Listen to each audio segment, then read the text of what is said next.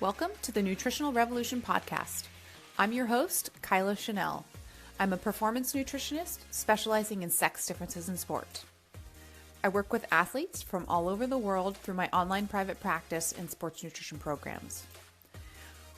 We here at Nutritional Revolution are here to cut through the BS promoted in the media and give you the science, literally straight from the research articles, as well as share client success stories and experiences around nutrition and racing.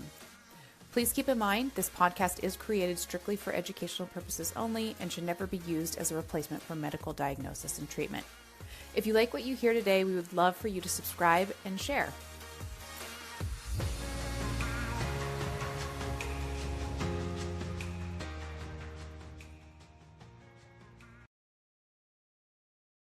Welcome back to the Nutritional Revolution podcast. Today we have for you guys Dean Karnazes, and he was named by Time as one of the 100 most influential people in the world.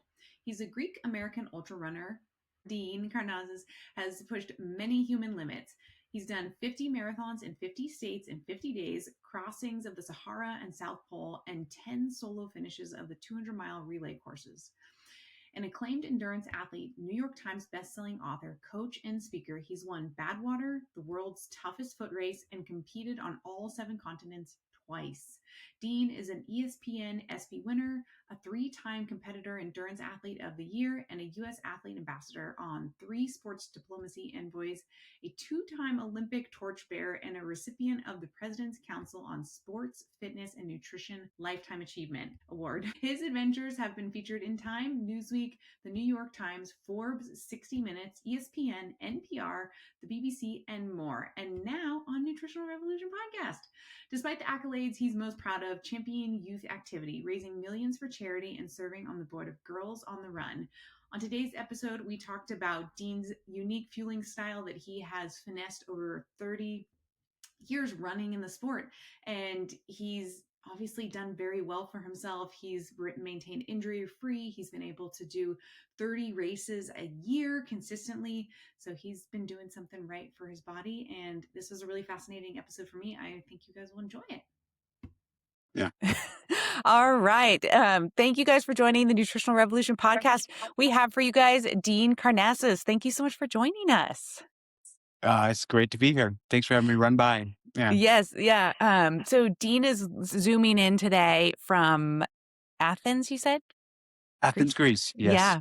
So evening time for you. But before our guests start to learn more about you and your history, we're going to dive into your 2 truths and a lie. So I'm going to let you break those down. I'm going to be taking some notes over here.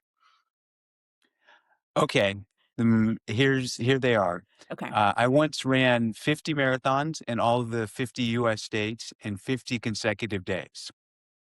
Okay. The second one, my name is Dean. And the third one is I once ordered a pizza delivered to me during an ultramarathon. Okay. Okay, so I definitely want to talk about these. We might not be able to save all these towards the end. The ultramarathon thing. So for our listeners, before we hit record today, I asked Dean about this pizza story because my husband had brought it up to me. We're in the Bay Area, California, and he's like, yeah, there's some guy that runs ultramarathons and he like eats a whole pizza during the ultramarathon. And when we hopped on with Dean here just now, I asked him that question and it was Dean. So I know that one is true. I did read your bio. I know that the 50 marathons in 50 U.S. states in 50 days is also true, which I would love to talk to you about that. And then we got a little spoiler. We know that your true birth given name is not Dean, right? So, but we can. Do you remember what it was? I do remember, but let's save it for the end of the episode for the listeners. Okay, but since we're on this, can we talk about the pizza story? Can we share that? Tell us about that. All right. Well, I write about this in my first book about the story. So I had run a 100-mile race called the Western States 100-mile endurance run. I ran this 135-mile race, which is called the Badwater Ultramarathon. And I thought maybe I could go further. So there was no races at the time. They were beyond that. But I heard about this 12-person 200-mile relay race Mm. from Calistoga to Santa Cruz. Oh, wow. And I asked the race director, can I just sign up as a team of one? I tried to do it by myself. So he thought it was crazy. He said, all right, if you want to try it, you can try it. So I was running all day. Uh, my crew was falling asleep. They kind Mhm. of left me to keep running. I kept running into West Marin, which you know Mhm. well. So I Yes. ran through Petaluma and started going out toward Nicasio, that way. Mhm.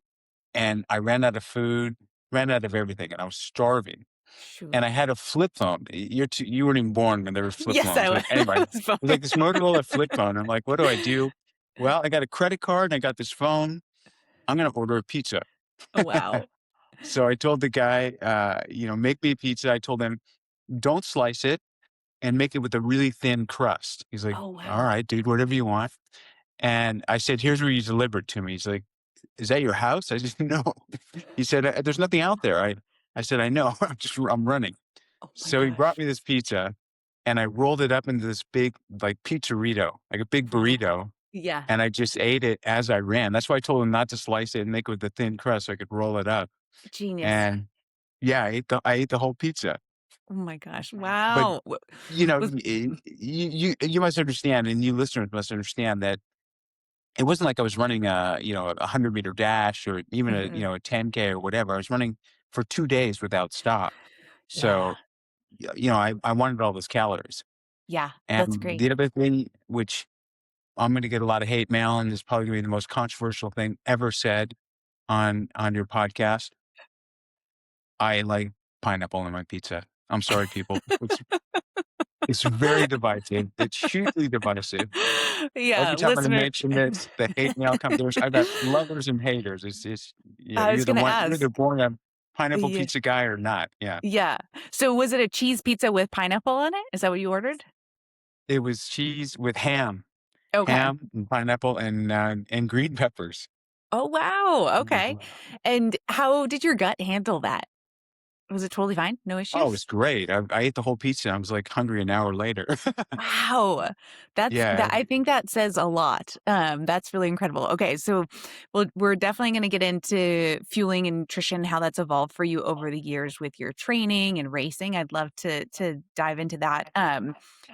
The pizza scenario obviously says a lot about your gut training, but over the years of ultra running, how has your approach to nutrition evolved?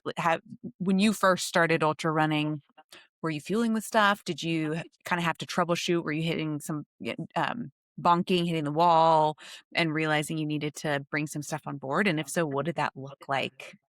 When you first started? Yeah, I kind of learned through experimentation. Mm, So I just thought, okay, a calorie is a calorie. You're burning a lot of calories, so just eat a lot of calories. Doesn't matter mhm. if it's a pizza, doesn't matter what it is. If Yeah. it's a protein drink or whatever it might be, a burrito, just get your calories in. Then I kind of followed that path. It was okay when I was younger and I was strong and I was getting away with it. And then someone said, oh, no, you need to carbo load. Mhm. So I'm like, oh, what's that about? Oh, you need to eat a lot of pasta, pancakes. So I started carb loading. And that's when I really noticed these really big peaks, but these horrible crashes. Mm, And it started tuning me into that, maybe a calorie is not a calorie. Maybe like a calorie from a simple sugar is different than from a complex carb or from a protein or a fat. And so I started learning more about nutrition and have kind of refined things over the years. amazing. When you say carb loading, we're talking about increasing your carbohydrates in the days leading up to a big run or a big race. Yes. At first, I didn't even understand the idea of depleting, Mm, your glycogen stores by not eating carbs and then mhm. eating a lot. This guy just said you need to eat a lot of carbs. So I just, like maybe in a week prior, just Yeah. gorge myself on carbs. And I remember one time I was at the start of the New York City Marathon, and I'd gone to this pasta feed the night before, thinking I'm going to get all these calories from carbs, pasta in. And I was just bloated and I was Mhm. kind of nauseous even from last night's Mm, meal. And I started thinking, why am I doing this? Like, is it really going to help me that much to start in this state of kind of bloated discomfort? mhm. Mm. Yeah. So how did that New York City Marathon go after the pasta dinner? Was it not as you expected or? I got to be honest, Kyla. I've run it, I think, 15 times. I can't remember Yeah, which one how was it? that it wasn't my best before. It wasn't a Yeah. superhuman performance. And Mhm. what I remember most is just standing at the starting line, Yeah. just feeling bloated and nauseous, and Yeah. wondering, why am I doing this to myself? Yeah. So when you mentioned the complex carbs versus the higher glycemic carbs and how those made you feel, does that mean you changed your carb sources over the years or how you consumed those in preparation for a race? Yeah, I know. I mean, I learned a lot more about, both a complex carb versus a simple sugar. I've learned a lot about the difference between, glucose and Mhm. fructose and galactose and all the other sugars. Right. So nowadays, nutrition is so sophisticated that you can get pre-made ready-made drinks or powders or bars or whatever that kind of have it all, uh, you know, plug and play for you. Yeah. You, So you if know you this. I mean, I'm telling you things you know very well. Yeah, but Yeah. with you personally, did you, like, stop doing as much pasta in the days pre-race and shifted more towards whole grains and things of that nature, or what did that look like for you? Like, what are your go-to carb loading sources now? Yeah, so I started still trying to ramp up the carbs, but from different sources. Mhm, So whole grains. mhm. Definitely one thing I started to restrict was fiber. So I started Yeah, really tuning into fiber as well for obvious reasons, yeah. especially insoluble fiber. So I Mhm. shift to, rice cakes or things like that that are have very low fiber, but still have carbs, but it's kind of complex, slowly dissolved carbs. Yeah. Nice. Mm. And, with your GI and experience with any GI issues over the many years you've been racing, you notice for you specifically, like, if I do too much fiber in the, 24 hours or X days pre-race, I can increase my likelihood of GI issues. Do you notice that for yourself personally? Yeah, I do. I'll give you another story. I ran this race here in Greece. Mhm. It's called the Spartathlon. So it's Mm. a 153-mile race Wow. from Athens to Sparta. And it's Oh. based on the Battle of Marathon in 490 BC when this man, Phidippides, the marathoner, ran this distance to recruit the Spartans to help the Athenians to battle the Persians. Whoa. So in ancient Greece, there was this class of citizen called hemorodromi, which Hmm. just means day long runner or all day runner. Oh. And these guys they were foot messengers, they were couriers, heralds, and they were trained to run long distances because the Greeks realized that a well trained athlete, could outrun a horse in mountainous and yeah, it's true for long Whoa. distances. Yeah. So I said, okay, I'm going to do this race. I'm going to write a story about the first marathon. I'm going to learn about classics. I'm going to go to these places and I'm going to do this race using only the foods that he ate to kind of recreate the experience. So Wow. he ate um, cured meat, which is like we would say beef jerky. Whoa. He ate olives. He ate this stuff called pastilli, which is ground up sesame seeds and honey. It's like an energy Ooh. paste, Yeah. and he ate figs, both fresh figs to be foraged and dried figs. Wow. So I started eating figs, training with figs in Marin. I'd Mhm. go out for 7, 8 hour training runs, eating just figs and olives. It was fine. The Spartathlon took me longer because obviously it's 153 miles. Yeah. And after about 24 hours, having all those figs in my system, That's a why lot. do we eat figs, right? To get Yeah. regular. Well, when you're running an Yeah. ultramarathon, you don't want to be regular. And that's when I realized, you got to Yeah. watch your fiber intake too. Yeah. So I Yeah. learned a lesson on that race. Yeah, it kind of came. Wow. So the moral of the story is, don't eat 2 pounds of figs or a run. Right, yes. I mean, a lot of those things that you mentioned outside of the honey, right? It like the sesame seeds can have fiber and a fat source, and then the olive's a Mm, fat source, and some of those things mm. take longer to digest and empty from the stomach.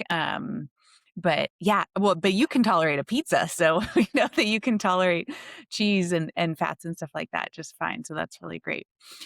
Okay, so we've talked about some carb loading. Did you just do that race recently? Or was No, that in I think 2015. Okay. It Okay. was, it was about a decade ago, maybe a little bit longer. Yeah. Awesome. And what do you have any upcoming races that like in the, well, it's end of almost end of October for the listeners, but any races the rest of this year? Kyle, I probably do 30 races a year That is of all amazing. different distances. So, Yeah. yeah, I've got, I'm going to do a half Ironman here in Greece Wow. this coming weekend. And then after that, I have the Athens Marathon, which is the regional marathon. So it's, it's just a marathon. Yeah. But, this year I've run uh, several 100-mile races, several 100-kilometer races, all kinds of races. Yeah, Incredible. adventure races, your running races. Wow. Okay. So now I'm like with that much volume on your body and training stimulus and racing stimulus, how do you recover your body? Like nutritionally or tools, gadgets, massage, like what's keeping your body continuing to go? I don't know, but knock on wood, it's still going because I've been Yeah. doing this for over 3 decades. I've been running these ultra marathons and Yeah. still going. It's still going pretty well. Yeah. One thing that I'm a big proponent of is ice baths, or at least a cold water shower. Mm-hmm. So I've been doing cold water immersion for a long time, maybe 20 years, and I Wow. still believe in that a lot.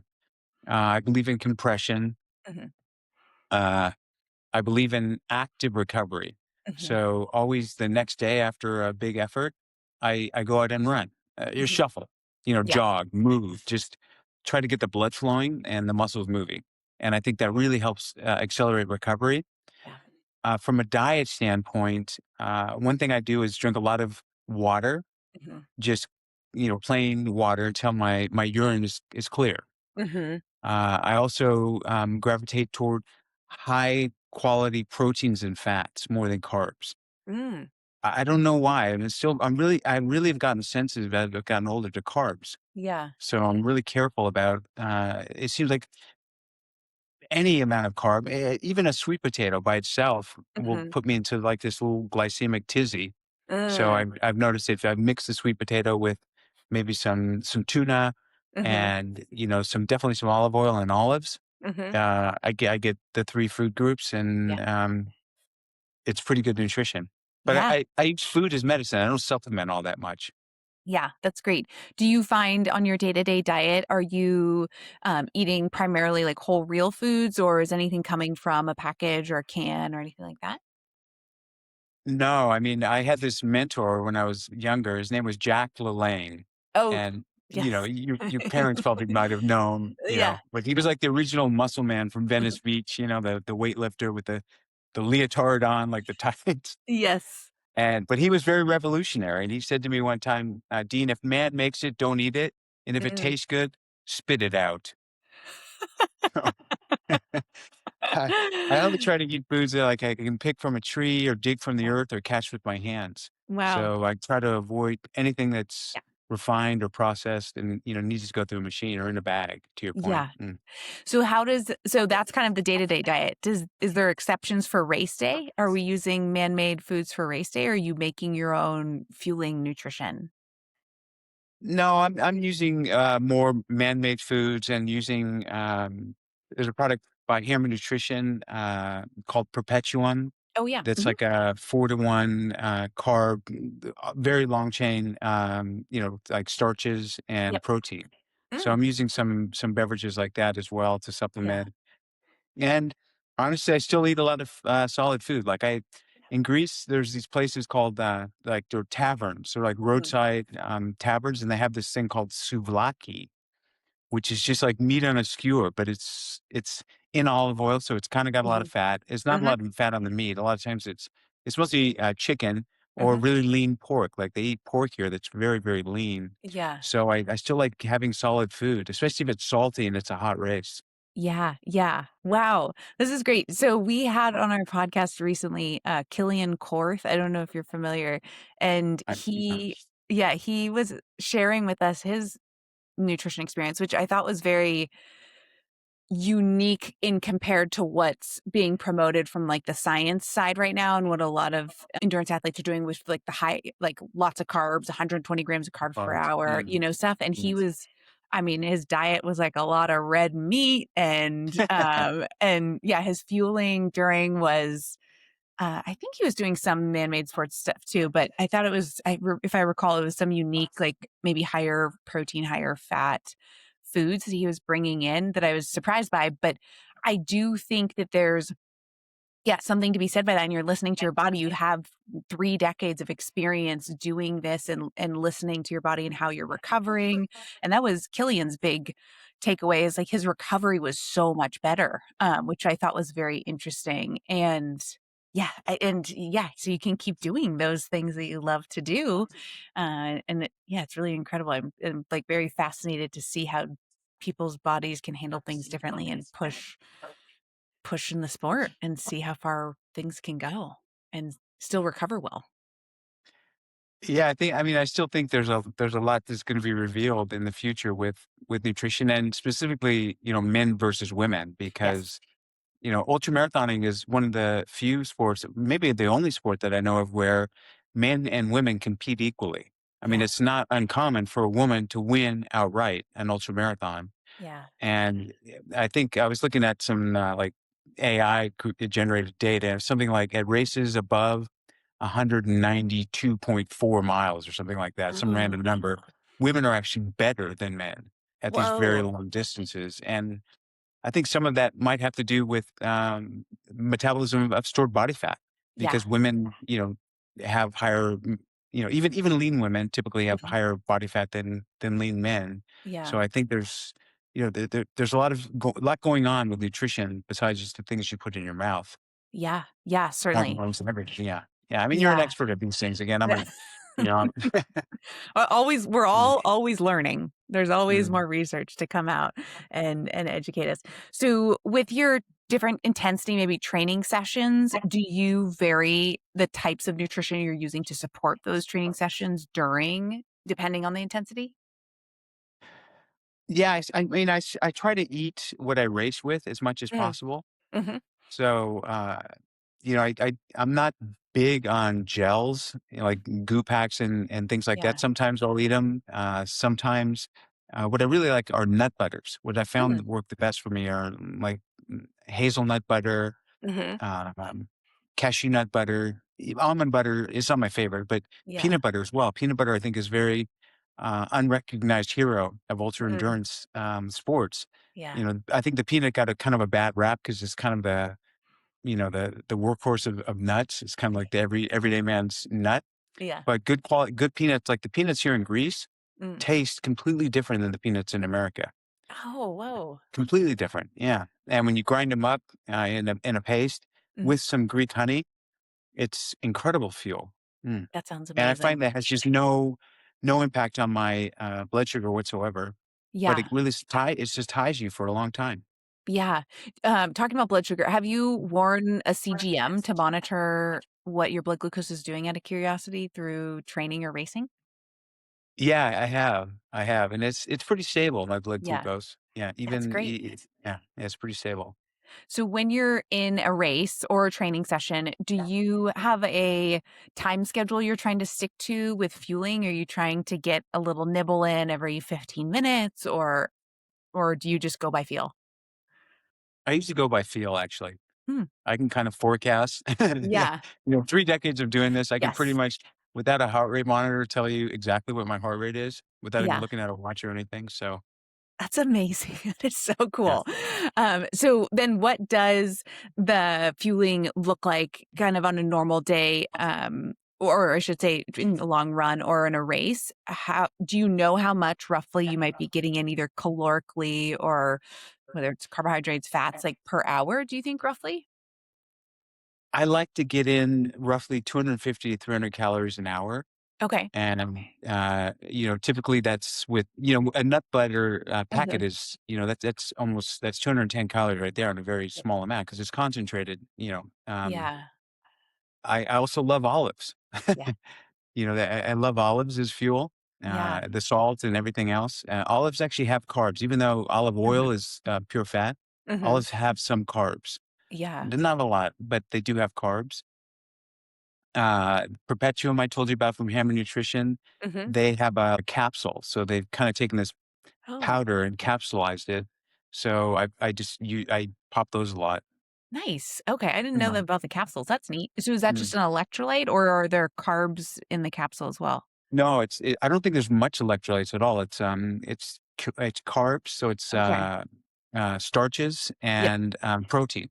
Cool. I have Yeah, not I think seen it's a that. 4-to-1 ratio. Yeah, I gotta check that it's kind out. of a weird food form because it's a Mhm. capsule Yeah. and it's not so sweet. I mean, even though it's 75% carbs, Yeah. it's complex. It's like putting a potato in your mouth almost. Right, A right. dissolvable potato. Yeah. Yeah. That's interesting. Mm. So you don't swallow it like I think of like a pill capsule. It's something that you let dissolve in your mouth, you're saying?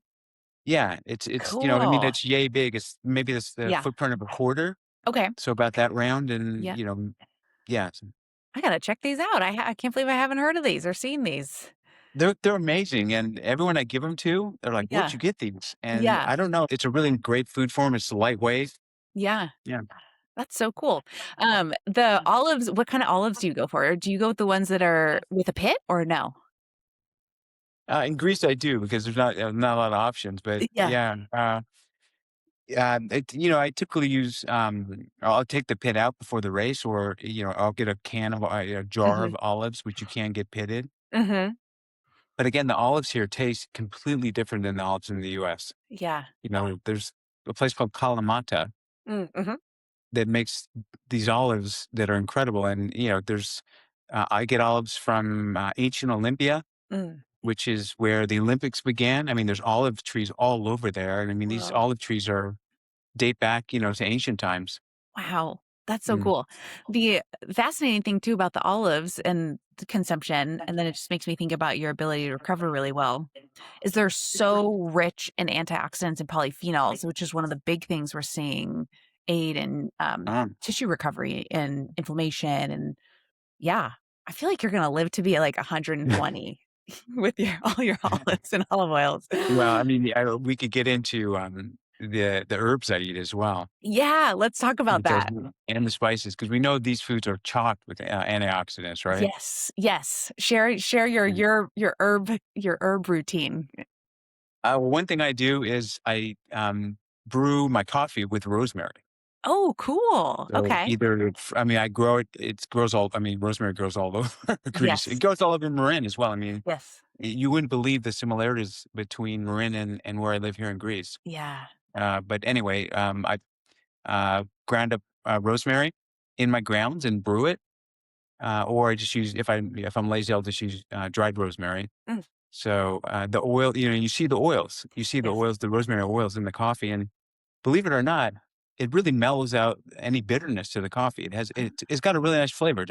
Yeah, Try it I and tell me if will. you think, Yeah. yeah. So you take fresh rosemary, grind it up, Mm. do you do an espresso maker and put it in there or? No, it's a brew, just like a pour over or Yep. whatever. Just anywhere there's hot water and the Mhm. coffee grounds being Yeah. brewed. Just put it Wow. right in there, and I mean you could just strip a rosemary sprig Yep. of its leaves and just crush them up. Just grind with your fingers and throw them in there. Yeah. Ah, love that. Okay. Rosemary coffee. I gotta try that. I gotta try this perpetuum thing too. And then what else are you doing, Dean? Well, regani, which I don't know what that is is. is a Greek word for oregano. Oh, yes. Okay. Mhm. Regan. So every meal I have has got so much regani in it, and the regions in Greece all produce a different flavored regani. Oh, So if you cool. go to like Mount Olympus, where Zeus is from, Yeah. that regani tastes different than if you went to like Santorini, like one Mm. of the Cycladic islands. Yeah. So I'm That's I'm big cool. on regani, yeah, and it adds a really pungent, like a powerful flavor to the food. I don't even know how to describe it, but Yeah. yeah. Do you do that fresh as well, or do you do dry, or how do you do that? Yeah. Mostly dry, but there's regani growing wild again all around our house. Sometimes I pick it fresh. Yeah. Yeah. And are you sautéing, or are you just putting the dried leaves on, like, your dish, or? Both. Yeah. Both. Amazing. Yeah. All Yeah. right. So oregano and rosemary. Any Mhm. other herbs coming into the daily Ah, mix? well, I mean, if it's, peppers, Mm-hmm. spicy peppers, Mm-hmm. turmeric, Yes. ginger, lots of that in my foods, Amazing. in my teas as well. Yeah. So you, but certainly I've heard of like turmeric, I mean, juices and things like that. Um, Ginger, you just kind of like grating fresh ginger root in your dishes as well? Sometimes I'm using powdered Hmm. ginger. Other times I'm slicing it and sautéing it with whatever I'm sautéing, Yeah, or adding it to chopping it and dicing it and adding it into a dish. that's great. The oregano thing actually reminds me, oregano has something in it that I know is really effective for supporting the gut microbiome, and it helps, oh gosh, I know oregano oil you can supplement with to, I believe it was like remove certain, potential pathogenic strains of like viruses or bugs in the gut too. So like regular oregano consumption helps like keep those things out. And it does something to the cell lining. The oregano is able to like break down the cell lining of these potential pathogenic bacteria or something like that. It's pretty cool. No, I remember it's A. pylori. It's Yes. like Yes. yeah, I read about that as well. Yeah, I read Yeah. that. Yeah, yeah, very good. That you have, and just the ability for your gut to tolerate. Yeah, I just think there's got to be some correlation. So ginger, turmeric, and then turmeric. You said you'll do in your tea.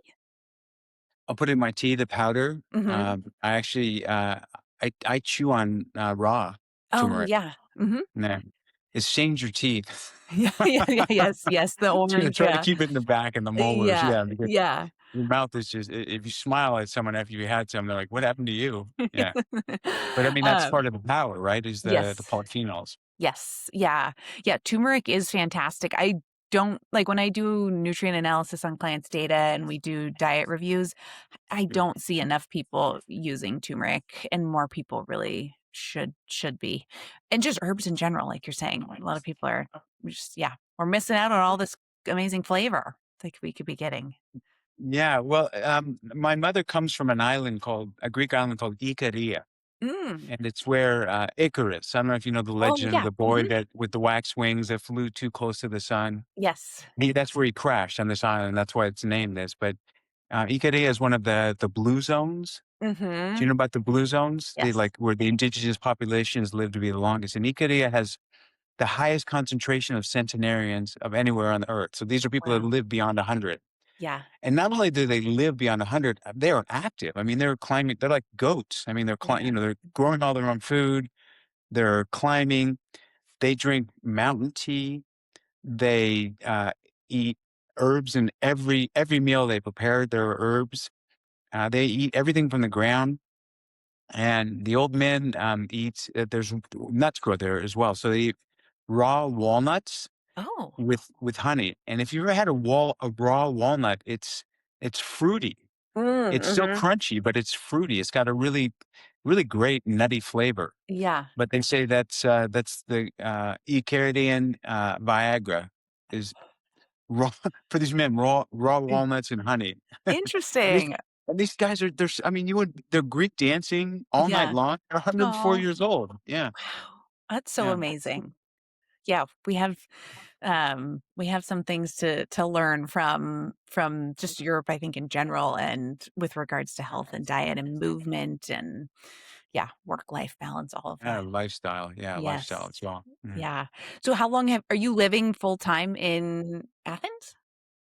I'm dividing my time. I mean, I Mhm. still have a house in Marin, Okay. but I'm trying to spend my goal is to spend as much time as I can in Greece Yeah. Yeah. because the history here is so rich, and I'm Greek, and Mhm. it's the birthplace of the marathon and the Olympics, and yeah, and Yeah. there's a lot to see and do and learn here. Totally. Oh my goodness. Mm. Yes. Yeah. That sounds amazing. Okay. So, let's see. What did I want to ask you about your recovery? So you said compression. Oh, the ice bath conversation. Do Mm. you have a recommendation or process of how you apply your ice baths? Meaning, do you do them right after a workout, or do you try and keep them further away from a workout, or do you do them first thing in the morning? How do you do your cold exposure? During that training week, there's no regimen. It's just if I'm feeling a little swollen, a little Hmm. inflammation, Hmm. exercise related or anything related, Yeah. I'll do an ice bath or an ice Hmm. shower, even an ice shower. I mean, a cold shower. I mean, Hmm. it doesn't have to be ice water. Literally, it can Right. be cold. After a race, I try to do it, that evening Yeah. for sure, if possible. Yeah. And how long are you trying to stay in there for? As long as you can, as long as you can Yeah. tolerate it, yeah. Yeah. And sometimes it's, the first initial dunk and you're shocked and then you ease back into it, but Yeah. yeah. I've trained my mind just to Yeah. to go somewhere else when I get into Yes. an ice bath because Yes. it's shocking, yeah, Yeah. and it's horrible, but it is so effective. Yeah. Yeah. The mind thing is really such a tool, an important tool that gets trained or helps you, I would imagine, certainly with these ultra distances. Is there any resource or experience that helped your mind training over the years? Being in the here and now, in the present moment of time, Mm, which when you run an ultra marathon, you're going to hit a point where it's just you want to quit. Like it yeah. hurts so much, you don't think you can keep going. And a lot of people try to like recite a mantra or something to Mhm. kind of take them somewhere else or whatever. But it doesn't work for me. When I Mm, start reciting a mantra, I'm like, you're just doing this because it hurts so damn bad. You're reciting a mantra to try to hide it, but you're. So I just try to, uh, you know, be here and now when I get into the ice bath, like be present. Don't think mhm, about recovery in the future. Don't reflect on how the race went. Just put your toe in there, mm. ease it in. And it's not easy to do. I mean, our Yeah. minds are so active. I mean, we're even now as we're talking, you're thinking about what am I going to ask him next? What are we going to have for dinner? Did I feed the dog? But to quiet your mind and just focus on one thing, it Mhm. really makes getting through these episodes like an unpleasant ice bath so much easier. Yeah. Yeah. I think, yeah, the mind is, again, such a powerful tool. Being in the here and now is can be hard for some people, like you're saying, is yeah, they want to get to that next marker or yeah, think about what's next. And yeah, try to take their mind off the pain. Have you had to deal with any injuries with your sport and volume of training over the years? Knock on No. wood. Knock on wood. No, never had an injury. Amazing. Amazing. Yeah. No IT band tightness, nothing? No, no. Wow. Nothing. I've got pretty good biomechanics, Yeah. like my alignment is really true. I mean, I'm 100% Greek, right? So, it's like my dad says we're from the same village in the hills of Greece that Phidippides, the original marathoner, came from. Like, Dad, I was born in LA. Like, what village in the Yeah. hills of Greece? But, I've Oh, got very good biomechanics. This is something wow. you inherit. Yeah. There's a saying that the best thing you can do as a long distance runner is to choose your parents well. Yeah. Oh, So wow. Yeah. thanks, mom and Yeah. dad. Yeah. Thanks, mom Thanks, and mom dad. and dad. Yeah. Amazing. Did your parents grow up in Greece or did they grow up in the United States? In California. My Okay. grandparents are from Greece. Yeah, both our Okay. grandparents. Yeah. Wow. Yeah. Okay. So your body is tried and true. You are very lucky, like you said. Good, thank goodness for mom and dad genetics. But then, what is happening immediately after a race or a long training run from a nutrition hydration lens? Are you not hungry? Are you trying to get some food in? What does that typically look like? It depends on the duration of the race, if it's a marathon versus an ultra marathon, but I definitely go initially to hydration, Mm-hmm. to drinking just pure water. Yeah. And, then based on how depleted I am from the race, I'd like to go to either solid food or a drink, maybe Mm-hmm. a light carbohydrate drink. But I don't just immediately jump into the carbohydrate, replace the glycogen stores. Mm-hmm. It's going to help your recovery. All the things that we're kind of told to do. Yeah. Maybe it's my age, maybe it's, the volume I've sustained over the years, but I can't do it. Like I really want solid food, like Yeah. a piece of fish or yeah. Yeah, that's great. Mm. I think there's so much to be said because what we're seeing in a lot of the endurance space right now is a lot of GI issues, right? Whether it's during the event or during the event and then post event, they don't have an appetite and they don't want to put anything in sometimes for 24 or more hours. And then their appetite comes back like roaring, right? And I think there's something to be said for being hungry during your race, but also like feeling true hunger and then also and being able to put food in, but then also having that hunger response after and your body knows it needs to replenish and is telling you to eat, I think is a good sign that your gut is functioning well and blood flow is going to the gut. So yeah, your body is very trained and you've done a really fantastic job. Okay, I want to be mindful of your time. Killian sent in a question and he Uh, said, for you, Dean, did you foresee the sport expanding to its current extent? no, no. I mean, I ran, my first ultra when I was 30 Mhm. and I was drunk. I literally walked out of a bar in San Francisco in the Marina District. I mean, San Francisco. Yeah. I was partying with my buddies, having tequila shots, and at midnight, I told them, I'm over this. I'm leaving." And they said, "Where are you going? The night is young." I said, "No, I'm going to run 30 miles to celebrate instead." Whoa. So I ran to Half Moon Bay, Oh my drunk. gosh. Oh Yeah, my yeah. I mean, I said ran. I mean, I stumbled, I hobbled, shuffled, but I Whoa.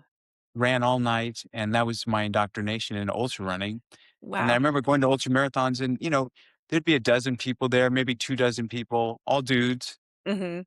lots of weirdos. That these people are weird. They're all kind of out there a bit. They're Yeah. misfits, and now it's almost become mainstream. I Mhm. mean, you go to an ultra marathon, it's almost an equal mix of men and women. There's Yeah. young, there's old, there's different ethnic classes. So Mhm. I never would have foreseen this sport Mm. becoming what it is. When I first wrote my first book, which was like an immediate New York Times bestseller, and it came out Yeah. in I think 2005. Wow. I just wanted to write a book. Like Yeah. it was like on my life list. I wanted to, go skydiving, swim with sharks, write a book.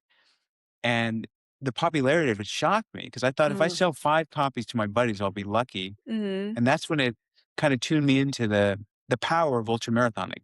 And, I thought it's so boring. Who's going to want to go run for 24 hours? But I think people are looking for this sort of thing nowadays. Yeah. Yeah, yeah. Mhm. Yeah, more and more, I think, like, we've gotten very far from oh gosh, I'm gonna forget the Greek pronunciation of the original runners in Greece. Fidipides. Yeah. Yes, Fidipidi. Yeah. yes, we're far from that, and I think people, really want more outside time, and it's just to be able to run, and I think I heard you say it on another podcast, it's like a form of just play, like, for adults, be outside and run, explore, and yeah. We want it. We crave it, I think. Yeah, yeah. I mean, it's a way to connect with the world and also depart Yeah. from the world at the same time. Yeah. Yeah. Yeah. And it's good for your health. So for many reasons.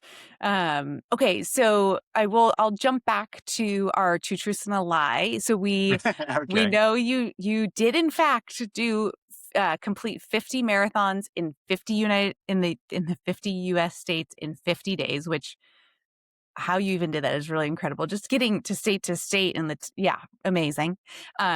We know you ordered your pizza during an ultra marathon, but your name is not Dean. Do you want to share with the listeners what your birth given name is? Yeah, my birth given name is Constantine Nicholas Karnazes. All right. Where Dean came from, and those multi-syllables to this Yeah. one syllable Dean, Yeah. I don't know. I think it was kids when I was younger couldn't pronounce my name, so they just made something up. Yeah. Constantine Mm. Dean. It works. And now you're Dean to us. And maybe if I see you in person, I'll call you Constantine. Nobody else knows, so probably people don't call you Constantine. So you said you're doing 30 races a year, but what's coming up for you next on the pipeline? Anything you want to share with our listeners, how they can find you, follow you, all that stuff as well?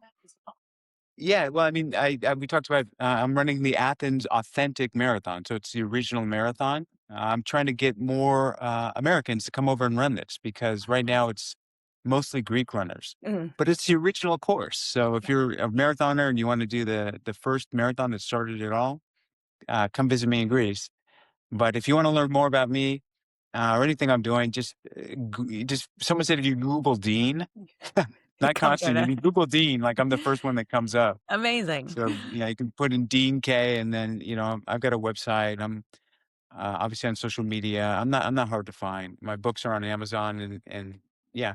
Awesome. We will link those books in the show notes for listeners. And then, do you have like a website too, like Dean I do. Karnazes? Yeah, Okay, it's just at ultramarathon.com. perfect. Well, that's Mm. goodness. You got that .com at a good time. Snag that, didn't I? Yeah. Yeah. Oh my goodness, that thing you could. Yeah, people want to buy it from me all Yeah, the I time. I'm like, no, bet. exactly. That's a great one. Well, this has been so fun, Dean. Thank you so much for joining us, and we were excited to. We'll try and follow along the Athens Marathon when that's going on, and cheer you on from afar. Yeah, next time I'm in Marin, maybe I'll see you out on the trails. Yes, yeah. Hopefully, I won't be hobbling along. or me neither. Yeah. Yeah. Yeah.